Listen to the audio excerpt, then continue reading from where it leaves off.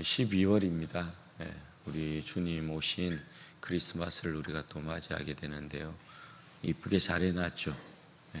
어제 우리 집사님들도 수고하셔가지고 이쁘게 이렇게 꾸며놓고 오늘 또 외부적으로도 이렇게 꾸밀 것 같은데, 성탄절을 맞이하는 12월이니까 좀 주님의 탄생에 관한 찬양도 좀 여러분들이 많이 들으시면 좋겠고, 주님께서 왜 이 땅 가운데 오셨는지에 대한 묵상도 좀 깊이 하셔서 여러분들이 주님으로 말미암는 새로운 힘을 얻기를 주님의 이름으로 축원드립니다. 여러분, 율리우스 카이사르가 남긴 유명한 말들이 있습니다. 루비콘 강을 건너면서 주사위는 이미 던져졌다, 이런 말도 했고요. 암살당할 때 블루투스 넘어져, 이러한 이제 말도 유명한 말입니다.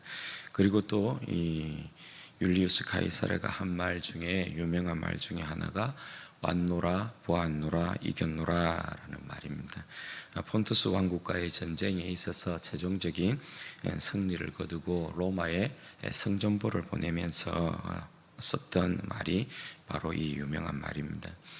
예수님께서 예루살렘에 입성하실 때에 가장 잘 어울리는 말이 무엇일까 생각해 보았을 때 바로 이 말이 아니었을까, 왔노라 보았노라 이겼노라, 이 말이 아니었을까 생각을 해봅니다. 그런데 오늘 본문 말씀은 예수님께서 예루살렘에 입성하실 때 우리가 기대하고 있는 모습과는 전혀 다른 모습을 보여주고 있습니다. 여러분, 우리가 지난 시간에 예수님께서 예루살렘으로 입성하실 때에 예수님의 제자들과 온 무리들이 예루살렘에 입성하시는 주님을 위해서 그의 겉옷을 벗어서 나귀의 등 위에 이렇게 깔고, 또 주님께서 지나가시는 길에다가 그의 겉옷을 펴면서 찬송의 환호성을 지르는 걸 보았습니다. 마태복음에는 보면 호산나 다윗의 조선이여 이렇게 외쳤던 것을 볼 수 있죠. 호산나라는 뜻은 주여 우리를 구원하소서, 이런 뜻 아니겠습니까? 그러니까 그 백성이 주님께서 예루살렘으로 입성함에 있어서 다윗의 왕국을 다시금 가져다 주실 그 주님에 대한 기대가 굉장했던 것을 보게 되는 것이죠. 주님께서 반드시 우리를 구원하실 것이다, 호산나 다윗의 자손이여, 그렇게 외쳤던 그 백성들, 그 환호하는 그 백성의 무리의 모습들 우리가 보았죠. 하늘에는 평하고 가장 높은 곳에서는 영광이로다, 그렇게 환호하며 외쳤던 무리의 모습을 우리가 보았습니다. 그만큼 예수님에 대한 기대, 개선 장군으로서 예루살렘에 입성하시는 예수님에 대한 모습에 있어서 그 백성의 기대가 얼마나 컸는가에 대한 부분을 우리가 볼 수 있는 것이죠. 그러니까 모두들 주님의 그 행동과 주님의 입을 모두가 주목했을 것 같습니다. 그의 왕국의 도성으로 개선 장군으로서 입성하는 그의 모습 때문에 그런 것이죠. 주님께서 예루살렘 성문에 딱 이르렀을 때는 그들이 주님의 그 입술과 주님의 그 행동을 여러분 집중하지 않았겠어요? 예수님의 사역 초기 때와 같이 예수님께서 예루살렘 성문 앞에 서면 자유의 해, 희년을 뭔가 선포하시든지, 아니면 로마로부터의 해방을 선포하시든지, 다윗의 후손으로서 메시아로서의 그 어떤 멋짐을 폭발시켜 주시기를 모든 백성들이 다 기대하고 있었을 것이에요. 그런데 오늘 본문 말씀에 보면 예수님께서 예루살렘에 도착하셔서 예루살렘 성을 보시면서 여러분 보이시고 있는 모습이 뭡니까? 41절 말씀에 보면 가까이 오사 성을 보시고 우시며, 이렇게 기록이 되어 있어요. 예수님께서 예루살렘 성 앞에 서시더니 그 성을 보고서 그냥 울기 시작하셨다라는 거예요. 여러분, 여기에 예수님께서 우셨다라는 이 단어는 헬라어로 보면 에클라우젠, 이렇게 되어 있어요. 이것은 흐느껴 우는 것을 이야기하는 것이 아니고 에클라우젠 이 표현은 예수님께서 펑펑 우셨다는 것을 이야기하고 있는 거예요. 그러니까 한마디로 예수님께서 예루살렘 성을 보시고 통곡하고 계신 모습을 이야기하고 있는 거예요. 그럼 도대체 왜 예수님께서 예루살렘 성을 보시며 통곡하고 계시는 것일까요? 예수님의 이 통곡이 기쁨과 감격의 눈물일까요? 드디어 하나님의 도성, 그의 영원한 도성에 예수님께서 당도하셨으니까 그 기쁨과 감격을 이기지 못하고 예수님께서 펑펑 울고 계신 것이냐? 그렇지 않다라는 거예요. 오늘 예수님께서 예루살렘 성 앞에서 예수님께서 목 놓아 펑펑 울고 있는 이 눈물은 슬픔과 괴로움의 눈물이에요. 왜 예수님께서 예루살렘 성을 이렇게 앞에다가 두시고 슬픔과 괴로움의 이 통곡의 눈물을 흘릴 수밖에 없었느냐? 여러분, 그 이유가 여러분 뭡니까? 42절에서부터 44절 내용에 그 이유가 기록이 되어 있어요. 이르시되 너도 오늘 평화에 관한 일을 알았더라면 좋을 뻔하였거니와 지금 내 눈에 숨겨졌도다. 나를 이룰지라 내 원수들이 토둔을 쌓고 너를 둘러 사면으로 가두고 또 너와 및 그 가운데 있는 내 자식들을 땅에 메어치며 돌 하나도 돌 위에 남기지 아니하리니 이는 내가 보살핌을 받는 날을 알지 못함을 인함이니라. 여러분, 지금 주님께서 눈물을 펑펑 흘리시는 이유가 멸망 앞에 놓인 이 예루살렘의 운명을 보고 있기 때문에 그런 것이라는 거예요. 예루살렘과 여러분 이스라엘 백성이 멸망할 수밖에 없는 이유, 여러분 그게 뭐예요? 오늘 이 내용에 보면 예수님께서 말씀하신 이 내용에 보면 두 가지 범죄 때문에 그래요. 이스라엘과 예루살렘이 멸망할 수밖에 없는 이유, 두 가지의 범죄 때문이다, 그렇게 이야기를 하고 있는데요. 이 두 가지 이유는 이스라엘 백성이 하나님 앞에서 범죄한 내용이기도 하고 예수님께서 이 범죄한 또 이 두 가지의 내용을 가지고 하늘의 법정에다가 기소하고 있는 내용이기도 해요. 예수님께서 이 두 가지 범죄에 대하여서 하늘 법정에다 기소함을 통해서 이스라엘 백성은 예루살렘은 절대 멸망을 피할 수 없다, 이것을 이야기하고 있는 거예요. 이 운명 때문에 예수님께서 오늘 이 예루살렘 성을 보고 펑펑 우는 것이, 첫 번째 여러분 예수님의 기소에 대한 내용이 뭐냐? 이스라엘의 범죄에 대한 예수님의 기소에 대한 첫 번째 여러분 내용이 뭐냐? 42절에 기록되어 있어요. 그게 여러분 뭐예요? 오늘 저들에게 임한 평화의 일을 저들이 모른다라는 거예요. 평화의 일이 저들 가운데 숨겨져 있다라는 내용이에요. 여러분, 오늘 저들에게 숨겨져 있는, 저들이 알지 못하고 있는 평화에 관한 일이 여러분 뭐예요? 그 일이 뭐예요? 평화의 일이 뭡니까? 평화의 왕이신 예수님께서 저들 가운데 오셨는데 저들이 평화의 왕이신 예수님을 알지 못하고 있다는 거예요.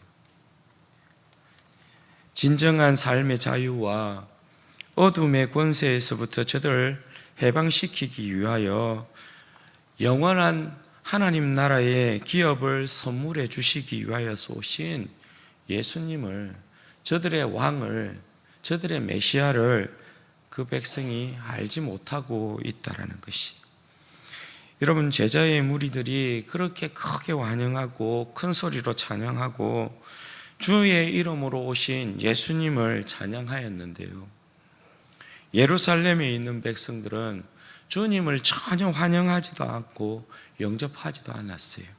여러분 왜 그래요?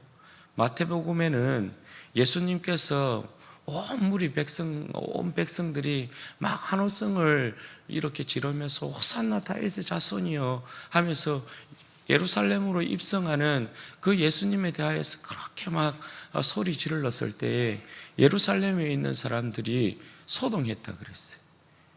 그러면서 이게 도대체 무슨 일이고? 이게 도대체 무슨 일이고? 그렇게 반응했다라는 거예요. 여기에서도 여러분 마찬가지. 누가복음에 있는 이 내용도 마찬가지. 평화의 왕께서 오고 계신데요, 그 예루살렘 성으로 입성하고 계시는데요, 예루살렘 성에 있는 이 백성들은 도무지 예수님이 누군지 알지 못해요. 예수가 그 백성의 평화의 왕인지, 예수가 그 백성의 그리스도인지, 예수가 하나님의 아들인지 그 백성이 전혀 예수님을 알지 못했다는 거예요. 오히려 그런 예수님에 대하여서 끊임없이 의심하고요, 그 예수님에 대하여서 끊임없이 배격하고요, 그리고 예수님에 대하여서 끊임없이 적대했다는 거예요. 이것이 여러분 그 백성의 구원자로 오신 예수님에 대한 그 백성의 태도였어요. 만약 여러분 오늘 예루살렘에 있는 백성들이 그 백성 가운데 임하신 평화의 왕 예수 그리스도를 영접했더라면요, 어떤 일이 일어났을까요? 그 백성의 모든 포로됨과, 그죠? 억압에서부터 그 백성은 해방되었을 것이고, 모든 어둠의 권세에서부터 해방되어서 진정한 자유와 생명을 얻었을 것이고, 제사장의 나라로서 찬란한 영광과 저들 가운데 진정한 하늘의 샬롬이 임했을 것이에요.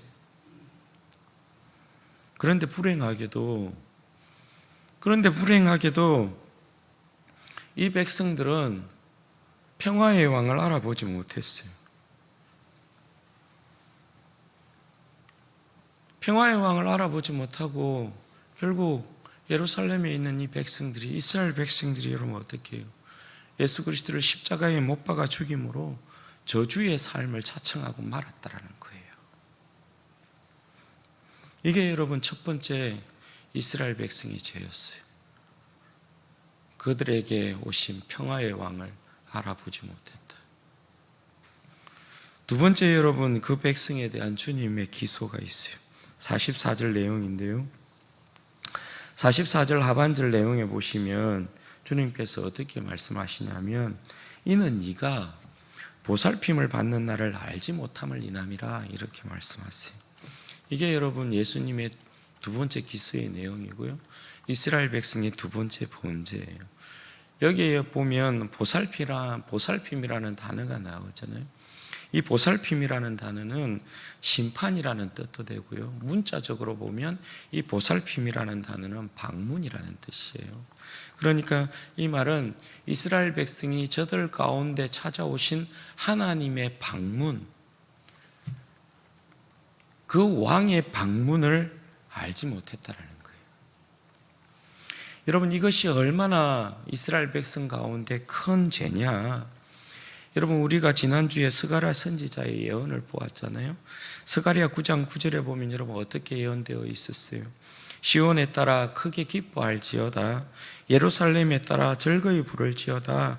보라, 내 왕이 내게 임하시나니 그는 공의로우시며 구원을 베푸시며 겸손하여서 나귀를 타시니 나귀의 작은 것 곧 나귀 새끼니라. 여러분, 이미 예언된 왕의 방문이잖아요. 이미 예언되어 있었던 그 하나님의 방문이잖아요. 어떻게 하라고요?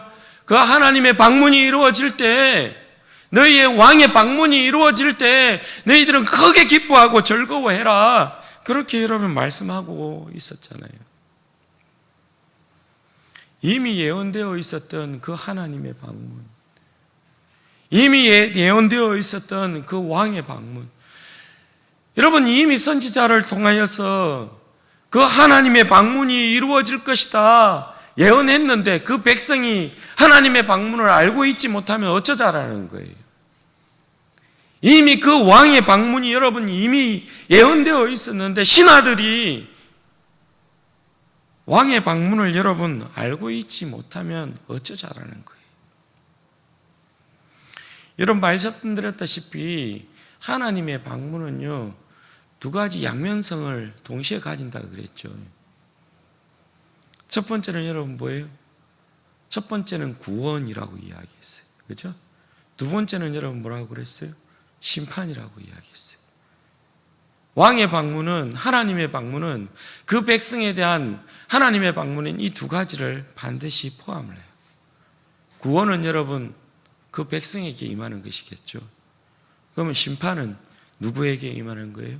심판은 믿지 않는 대적에게 임하는 것이겠죠. 하나님께서 그 백성에게 방문하셨다는 건 그 백성은 구원하고 그의 대적은 심판한다는 거거든요. 그게 온전한 구원이에요. 그럼 여러분 오늘 왕이신 그 하나님께서, 하나님의 아들이신 메시아이신 예수님께서 그 백성을 찾아오셨어요. 왕의 방문이 이루어지고 있어요. 구원이 목적이겠죠, 그죠? 보살핌이 목적이겠죠. 그런데 여러분, 왕께서 그 백성을 구원하시기 위하여서, 그 백성을 보살피기 위해서 오셨는데 그 백성이 환영하지 않아요. 그 백성이 왕을 알아보지 못해요. 왕을 알아보지 못했으니까 당연히 영접하지 않았겠죠. 분명히 왕께서 그 백성 가운데 오신 것은 그 백성을 구원하시기 위하여 오신 것인데요, 그 백성이 왕을 알아보지 못하고 영접하지 않음으로 인해서 오히려 그 왕을 배격하고 배척하고 대적함으로 인해서 그 백성이 구원의 대상이 아니고 심판의 대상으로 바뀌어버렸어요. 이방인이나 대적들이 당하는 하나님의 심판을 받게 된 그 운명이 되어버리고 말았어요. 이스라엘 백성의 운명이 여러분 그렇게 바뀌어버렸어요. 따라서 여러분, 예루살렘과 이스라엘 백성 가운데 이루어지는 이 잔악한 잔인한 이 심판의 모습이 어떠냐? 여러분 43절 44절 다시 봐보세요. 날이 이르는데 내 원수들이 토둔을 쌓고 너를 둘러 사면으로 가두고 또 너와 및 그 백성 가운데 있는 내 자식을 땅에 메어치고 돌 하나도 돌 위에 남기지 아니하리라, 이렇게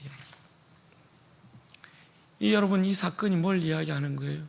AD 70년에 로마 디도 장군에 의해서 예루살렘이 멸망당하는 모습을 이야기하고 있는 거거든요.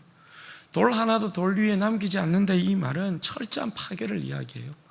돌 하나도 돌 위에 남기지 않는다는 이 말은 철저한 파괴를 이야기하는데요, 옛날에 그 영광을 흔적조차 남기지 않는다는 철저한 파멸로 응징한다, 이런 뜻이에요. 그리고 여러분, 그 안에서 그 백성이 당하는 그 비참함과 처참함이 여러분 뭐예요? 우리가 뭐 전쟁 영화들 이렇게 보면 알겠지만 뭐 안 당해보면 모르는 거 아니겠어요? 그런데 여러분, 그 전쟁에 의해서 짓밟히면, 강한 민족에게 약한 민족이 여러분 짓밟히면, 철저한 응징이 여러분 이루어지면 정말 여러분 잔인하지 않아요? 네. 징기스칸이 뭐 잔인한 이 정복자 가운데 한 사람을 들 때 징기스칸을 이야기하거든요. 그 잔인한 정복, 뭐 마을마다 지나가면, 나라마다 지나가면 그냥 초토화 시켜버리는 거예요. 애나 어른이나 하나도 남기지 아니하고 그냥 다 처참하게 무참하게 죽여버리는 거예요. 그 잔인함을 여러분 어떻게, 그 잔악한 학살을 어떻게 설명 못해요? 여러분, 그 일본에 보면 매년 그 타이지 마을에서 행하는 그 고래 죽이는, 그 고래 잡는 그 행사가 있잖아요. 그 돌고래를 해안가로 이렇게 몰아넣고 그물로 꼼삭달싹 하지 못하게, 그냥 빠져나가지 못하게 딱 가두고요, 그 돌고래를 그 칼하고 창을 가지고 막 무참히 죽이잖아요. 그 영상 여러분 보셨어요? 그야말로 거기는 그 일대 전부 피바다예요. 피바다. 그 몰래 찍어가지고 이 잔인함을 뭐 알려주는 그런 영상이 있거든요. 그 영상 보면 굉장히 잔인해요. 그야말로 피바다예요, 피바다. 이스라엘 백성의 운명이 그와 같다고요, 그와. 네. 예수님께서 평화의 왕으로 그 백성을 보살피기 위하여서, 그 백성을 구원하기 위하여서 왔는데, 이스라엘 백성이 예수님을 알지 못해서 예수님을 오히려 대적하고 예수님을 십자가에 못 박아 죽임으로 인하여서 그들이 맞이하는 운명이 이래요. 여러분, 예수님께서 이 땅 가운데 오신 이유가 말입니다, 자신의 생명보다 그 백성을 더 사랑해서 그 백성을 구원하시기 위하여서 오신 것이잖아요. 그죠? 어둠의 권세, 이방의 압제 가운데서 신음하고 고통하는 그 백성의 고통 소리를 외면하지 못하고 예수님께서 그 백성 구원하시기 위해서, 살리기 위해서 오신 것이잖아요. 그런데 여러분, 오히려 그 백성이 심판당하는 모습을 봐야 돼요. 예수님께서. 여러분, 아무리 못난 자식이라도요, 내 자식이 남의 자식에게 매맞고 남의 자식에게 처참한 꼴 당하면 부모로서 그 참 보기 힘든 것 아니에요. 그죠? 이런 부족한 사랑을 가진 사람들도 내 못난 자식이 남의 자식에게 매맞거나 남의 자식에게 처참하게 꼴을 당하면, 처참한 꼴을 당하면 그 참 견디기 힘든 건데요, 우리 주님은 그 백성에 대한 무한한 사랑을 가지신 분이잖아요. 그 무한한 사랑을 가지고 있는 주님께서 그 백성이 심판당하는 꼴을 봐야 돼요. 무참하게, 잔인하게, 그것도 이방 사람에게 심판당하는 그 모습을 봐야 돼요. 여러분, 얼마나 주님의 마음이 무너지겠어요. 주님이 예루살렘 성에 딱 섰는데 그 자신의 영광과 이름을 둔 그 도성에 딱 섰는데요, 그 모습이, 예루살렘이 무너지는 그 모습이 주님 눈앞에 쫙 펼쳐지는 거예요. 자기 생명을 아끼지 아니하고 그 백성을 구원하기 위하여서 그 사랑한 그 백성들이 이방 백성들에게 유린당하는 모습, 살해당하는 그 끔찍한 모습들을 주님께서 봐야 돼요. 얼마나 여러분 주님께서 가슴이 아팠을까요?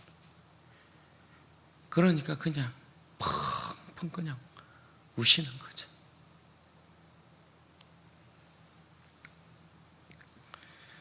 사랑하는 여러분, 여러분들은 오늘 여러분들에게 임한 평화에 관한 일을 알고 있습니까? 여러분들은 오늘 여러분들에게 임한 하나님의 방문 알고 있습니까? 요한복음에 보면 예수님께서 이 땅 가운데 오신 이유를 이렇게 이야기해요. 요한복음 10장 10절에 보면 도둑이 오는 것은 도둑질하고 죽이고 멸망시키려는 것뿐이요 내가 온 것은 양으로 생명을 얻게 하고 더 풍성히 얻게 하려는 것이라. 예수님께서 자신께서 이 땅 가운데 오신 이유를 이렇게 설명하셨어요. 여러분, 양으로 생명을 얻고 더 풍성히 얻게 하기 위하여서 예수님께서 이 땅 가운데 오셨다고 그랬어요. 양이 여러분 생명을 얻고 더 풍성한 꼴을 얻는 그 일이 여러분 뭐겠어요? 아무런 소망이 없는 한 인생 가운데, 그죠? 하나님의 방문이 이루어지고 하나님의 보살핌이 그 가운데 이루어지고 하늘의 평화가 그 인생 가운데 선포되어지면 그것이 양으로 생명을 얻고 더 풍성히 얻는 그 복된 모습 여러분 아니겠어요? 하나님께서 우리의 인생을 구원하시기 위하여서 우리를 찾아오셨어요. 우리가 아직 대인되었을 때에 하나님께서 아들 예수 그리스도를 십자가에 못 박아 죽이심으로 말미암아 우리에 대한 자기의 사랑을 확증하시고 아들을 통하여서 내가 너의 인생 가운데 찾아왔노라. 내 인생을 보살피기 위하여서 너의 인생 가운데 내가 방문했노라. 하늘의 평화를 주기 위하여서 내가 너를 방문했노라. 그렇게 말씀하고 계세요. 인생의 어두운 결박들, 사슬들 다 풀게 하시고 인생의 근심 걱정을 그저 하나님 앞에 감사함으로 아래는 기도로 여러분 성화시켜 주시고 두려워하지도 말고 놀라지도 말라 그렇게 말씀하세요. 베드로전서 5장 7절에 보면 이렇게 이야기하잖아요. 너희 염려를 다 주께 맡기라. 이는 그가 너희를 돌보심이라.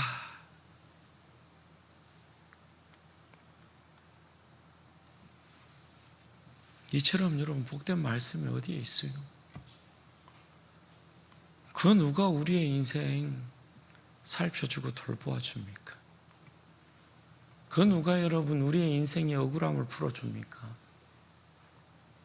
지금도 여러분 세상의 모습 보십시오.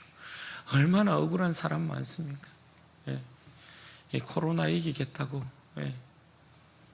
백신 맞았는데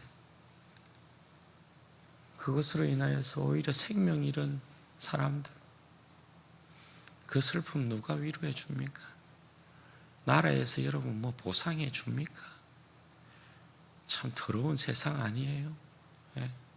뭐 정부를 비판하고 욕하려고 하는 그런 게 아니고 우리의 억울함들 누가 헤아려 준답니까? 그런 억울함들 당하면 누가 여러분 우리의 눈물 씻어 준답니까? 그런데 여러분 우리를 구원하시기 위하여서 오신 주님께서 너희 염려 다 내게 맡기라 이렇게 이야기해요. 내가 너 돌보아 줄게. 눈물 씻어 줄게. 그렇게 말씀하신다고요. 그리고 항상 기뻐하라.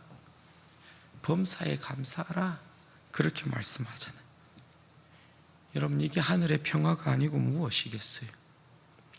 여러분 예수 그리스도의 평화가 임하지 않고 우리의 삶에 기쁨이 있을 수 있겠어요? 예수 그리스도의 평화가 임하지 않고 우리의 삶에 여러분 찬송이 있을 수 있고 여러분 감사가 있을 수 있겠습니까?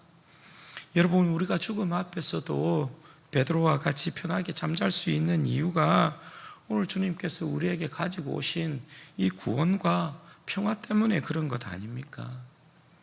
여러분 주님이 오셨음에도 평화의 일을 알지 못하는 인생들은요 항상 불안하고 염려하고 근심함으로 자기 자신의 뼈를 썩게 만드는 거예요. 주님이 오셨음에도 주님의 방문을 환영하지 않는 인생들은요 항상 아등바등 아침에 일찍 일어나고 저녁에 늦게 눕고 수고의 떡을 먹지만 손에 남는 것이라고는 아무것도 없어요. 사랑하는 여러분, 오늘 주님께서 그저 우리의 삶에 오셨잖아요. 평화의 일로 오신 거 아니에요. 주님께서 우리의 삶에 방문하셨잖아요. 보살피기 위하여서 구원하여 주시기 위하여서 오셨지 않아요. 그죠? 주님의 평화를 누리고 구원을 누리는 여러분들의 복된 삶 되시기를 주님의 이름으로 축원드립니다.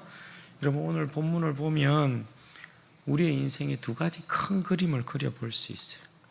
하나는 어떤 거냐면 성전 삼은 우리의 인생에 오늘 본문처럼 주님께서 자정하지 못하시고 멸망과 저주로 나아가는 우리의 인생을 보고 펑펑 울고 계시는 그림 하나, 이 그림 하나 딱 그려볼 수 있고요.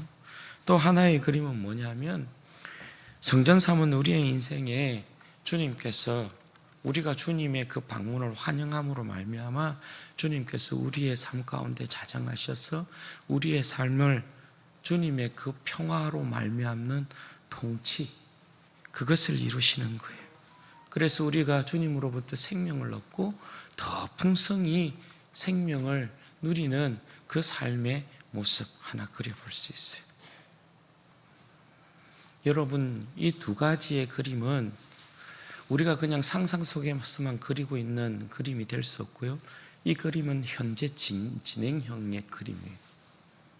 왜냐하면 우리는 다시금 이 땅 가운데 오실 주님을 기다리고 있기 때문에 그래요. 그래서 여러분 지금 우리의 현재의 삶을 돌아보면 어떤 이는 여겨진 주님께서 그 인생을 보시고 펑펑 울고 계신 인생이 있을 수 있다는 거예요. 내 자신의 인생이 주님께서 내 안에 들어와 계시지 못하고 밖에서 주님께서 계속해서 계시록에 있는 말씀처럼 문 밖에서 두드리는 것이죠. 내가 좀 네 안에 들어갔으면 좋겠다. 내가 네 안에 들어가면 너는 나로 말미암아 살고 나는 너로 말미암아 살리라.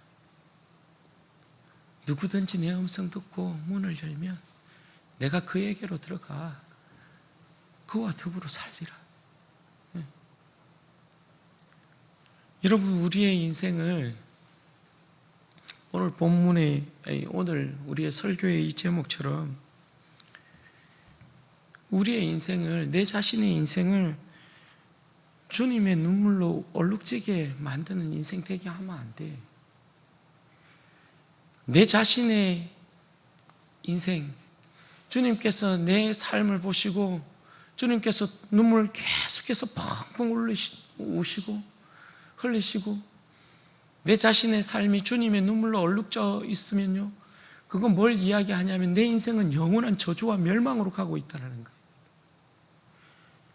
내 자신 가운데 주님의 눈물이 얼룩져 가지고 있으면요, 내 영혼이 영원한 멸망과 저주의 인생이 되었다라는 거예요. 그것으로 인쳐졌다라는 거예요. 내 자신의 인생을 그렇게 버려두면 안 된다는 거죠. 주님을 모시지 않고 있는 인생이 되면 내 인생이 그러게 돼요. 우리의 인생이 그러게 된단 말입니다. 그 누구도 자만할 수 없어요. 그 누구도 여러분 자신할 수 없어요. 반면에 여러분, 내 인생이 주님을 영접함으로 주님의 구원과 평화가 내 가운데 이루어지면 정말 우리의 인생은 풍성한 인생 될 수 있어요. 정말 주님으로 말미암는 적과 꿀, 하늘의 신령한 복으로 여러분, 우리의 인생은 얼마든지 우리의 어떠한 형편과 처지와 상관없이 그야말로 풍성한 생명의 복을 누리는 복된 백성 될 수 있어요. 고통 가운데서도, 아픔 가운데서도, 없는 가운데서도, 가난함 가운데서도, 질병 가운데서도 우리의 인생은 정말 배부른 인생 될 수 있어요. 그게 복음의 영광이잖아요. 그런 복된 인생 되시기를 바랍니다. 그런 인생 되어야 돼요. 주님, 우리 마음 가운데 모셔야 되죠. 성령님이 우리 가운데 자정하고 계셔야 되죠. 이 거친 세상에, 풍랑이는 이 세상에 주님께서 우리의 마음 가운데 자정하고 계시지 않으면, 성령께서 자정하고 계시지 않으면 평화 절대 누릴 수 없고요. 여러분, 이 어두운 세상 가운데, 이 악한 세상 가운데 주님께서 우리를 보살피지 아니하면 절대 우리는 여러분 풍성한 생명의 복 얻지 못해요. 찬송가 여러분 534장에 보면 이 찬양이 주님 찾아오셨네 모시어 드리세 가시관을 쓰셨네.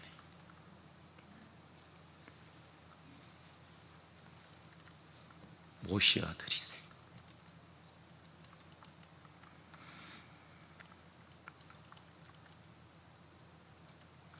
보라 성자 오셨네 모시어 드리세. 영광 중에 오셨네 모시어 드리세.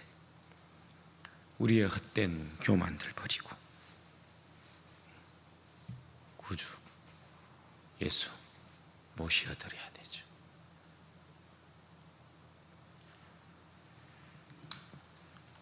우리가 예수 그리스도를 믿고 따른다 하지만 여전히 내 인생은 내가 주인이 되어서 내 마음의 보좌에 우리 주님 앉아 계시지 못하고 내 자신을 왕으로 그렇게 살아가고 있는 얼마나 많은 헛된 인생들이 있는지 몰라요. 주님이 우리의 인생에 대하여서 우시면, 우리의 인생이 주님의 눈물로 얼룩지면 우리는 절대 저주와 멸망을 피하지 못한다. 그러나 주님께서 우리의 인생 가운데 자정하시면, 주님께서 우리의 인생에 대하여 환하게 웃고 계시면 우리는 주님께서 주시는 기쁨과 평화로 말미암아, 주님의 그 보살핌으로 말미암아 우리의 삶은 더 풍성해지고 부요해진다. 바라기는 우리 사랑하는 모든 성도들의 삶이 주님을 온전히 모셔드림으로 말미암아, 주님의 방문을 환영함으로 말미암아 우리의 삶 가운데 평화가 가득하고 주님께서 주시는 풍성한 삶이 여러분의 삶 가운데서 흘러차고 넘치시기를 주님의 이름으로 축원드립니다. 같이 한번 기도하십시다. 여러분 이 시간에 기도할 때에 그렇게 기도하십시다. 주님, 제가 제 마음 활짝 열고 주님 모셔드립니다. 제가 주님의 방문 환영합니다. 주님, 저를 구원하소서, 저를 보살피소서. 주님, 제 마음 가운데 하늘의 그 샬롬 평화를 허락하소서. 주님께서 오신 이유가 나를 정말 사랑하셔서 생명을 얻게 하고 더 풍성히 얻게 하려 하심이라 말씀하셨사오니, 하나님, 제 인생이 주님으로 말미암아 더욱더 풍성한 인생 되게 하옵소서.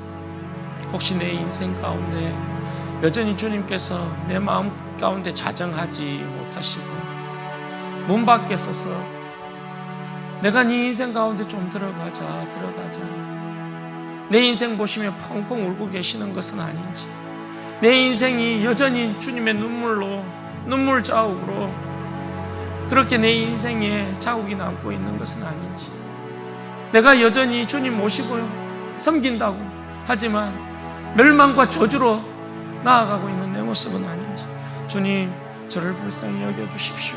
저를 살펴주십시오. 제 안에 거하셔서 성령님 주 안에서 저를 다스리시고 저를 마음껏 평화의 일 가운데 주님 앞에 쓰임받는 그런 복된 인생 될 수 있도록 은혜와 복을 주옵소서. 우리 주여 한번 부르짖고 기도하십시다. 주여